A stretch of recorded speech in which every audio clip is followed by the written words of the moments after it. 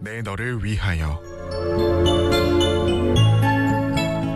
목요일 이 시간에는 광주동구 참판로에 자리한 광주 영천교회 윤종원 목사님의 말씀으로 함께합니다.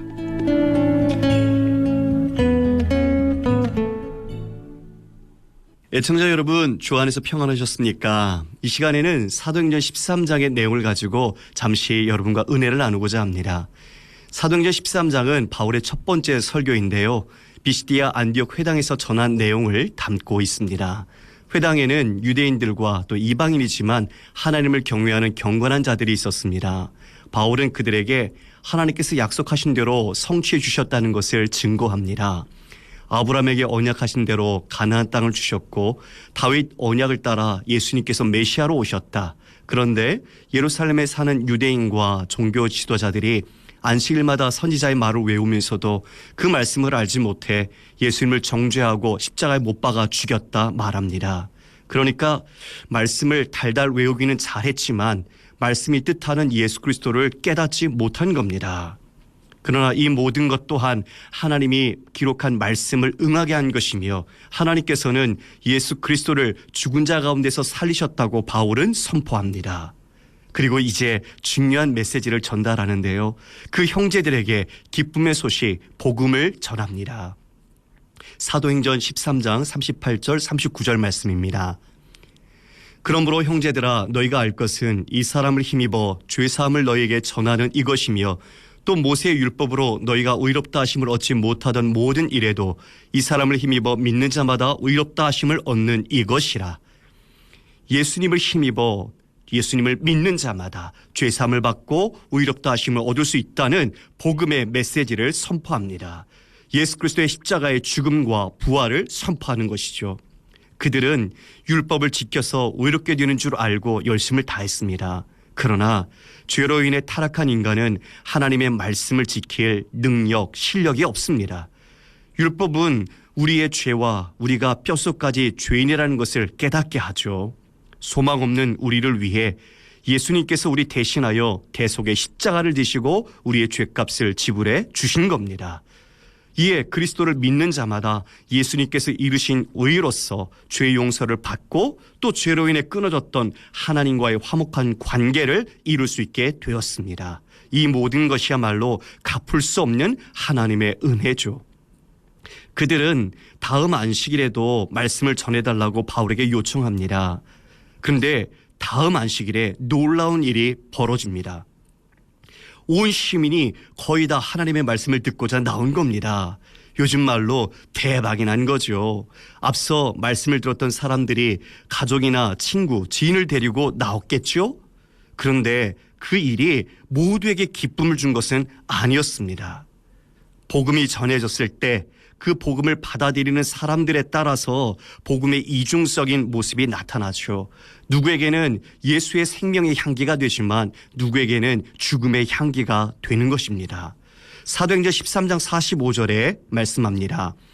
유대인들이 그 무리를 보고 시기가 가득하여 바울이 말한 것을 반박하고 비방하거늘. 유대인 지도자들이 수많은 무리가 모인 것을 보고 바울을 시기한 겁니다. 자신들이 있을 때는 그렇게 많은 사람들이 몰려든 광경을 본 적이 없었거든요. 자신이 받아야 할 관심이고 인기고 영광이라고 생각하니까 바울을 향해 시기심과 적대감이 생기는 거죠. 그들은 바울이 전한 복음을 반박하고 비방하기 시작했습니다. 그것은 바울을 대적한 것이 아니라 하나님의 말씀과 하나님을 대적한 것이죠. 하나님을 사랑하고 경외하는 자라면 많은 사람들이 하나님의 말씀을 듣기 위해 모인 것에 오히려 감사하고 기뻐해야 할 것입니다.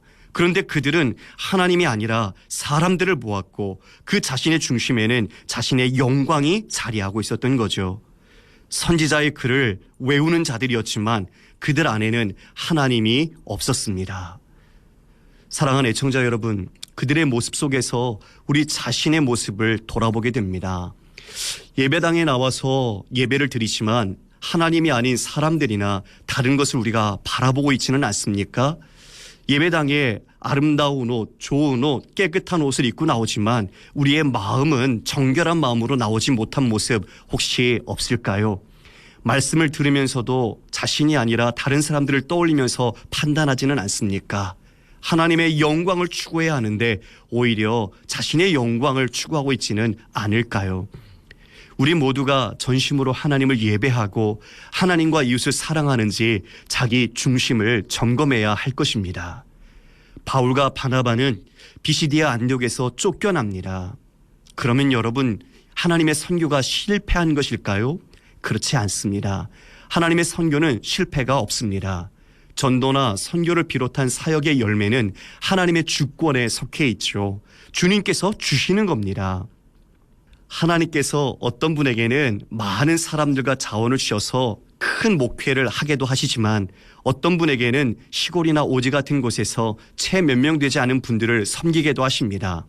우리는 크기나 숫자, 규모를 가지고 교회의 부흥이나 사역의 열매를 말하기도 하지만 맡은 자리에서 끝까지 충성하는 것이야말로 사역의 승리일 것입니다. 맡은 자에게 구할 것은 충성이니까요. 그러므로 나타난 결과 이전에 우리가 하나님께 올바르게 순종하는지가 더욱 중요할 것입니다. 바울과 바나바는 쫓겨나지만 누가는 사도행전 13장 52절에 이렇게 기록하고 있습니다. 제자들은 기쁨과 성령이 충만하니라. 바울이 전한 복음을 듣고 제자들이 생긴 거죠. 바울과 바나바가 쫓겨나지만 그것이 실패한 것 같아 보이지만 제자들은 낙심하지 않았습니다. 도리어 그들 안에는 성령의 충만함과 기쁨이 있었죠. 여러분, 이것이 복음의 능력입니다. 그 능력은 우리의 힘든 처지와 상황과 사건을 뛰어넘습니다. 청취자 여러분, 그리스도인은 복음의 능력으로 사는 자들입니다. 바울을 통해 일하시는 하나님의 열심과 능력이 지금도 우리 안에서 역사하고 계십니다. 하나님은 결코 우리를 포기하지 않으시는 분입니다. 자신의 아들을 십자가에 내어주시기까지 우리에게 모든 것을 주신 분입니다. 그러므로 지금도 성령께서 끊을 수 없는 하나님의 사랑을 우리에게 부어주시고 있습니다. 그리고 하나님의 열심이 지금도 우리 안에서 일하고 계십니다. 빌립보서 1장 6절 말씀에 너희 안에서 착한 일을 시작하신 이가 그리스도 예수의 날까지 이루실 줄을 우리는 확신하노라. 아무리 여러분의 삶이 지치고 힘들더라도 포기하고 싶은 마음이 들더라도 다시 한번 우리에게 부어진 주님의 크신 은혜와 그 사랑, 복음의 능력으로 무릎을 다시 일으켜 세우셔서 믿음의 길을 정진해 나가십시오. 주님이 주시는 성령 충만함과 기쁨으로 예수 그리스도의 제자요 복음의 증인으로서 끝까지 주님께 충성하시기를 주님의 이름으로 축원합니다. 아멘.